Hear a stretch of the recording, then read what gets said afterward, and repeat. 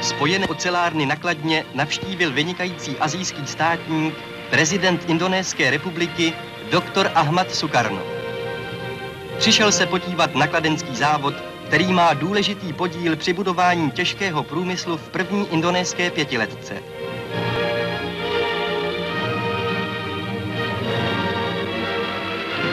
Po prohlídce závodu se indonéská delegace zúčastnila velké mírové manifestace kladenských občanů.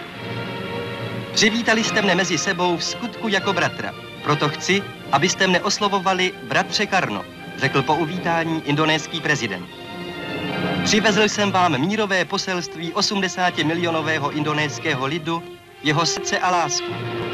Pojďme s velkým srdcem stále kupředu za velkými cíli, s velkým srdcem dvou národů.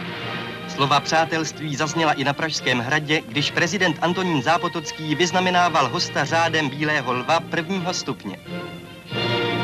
Přátelství mezi československým a indonéským lidem je hluboké a pevné, protože naším společným cílem je mír mezi všemi národy.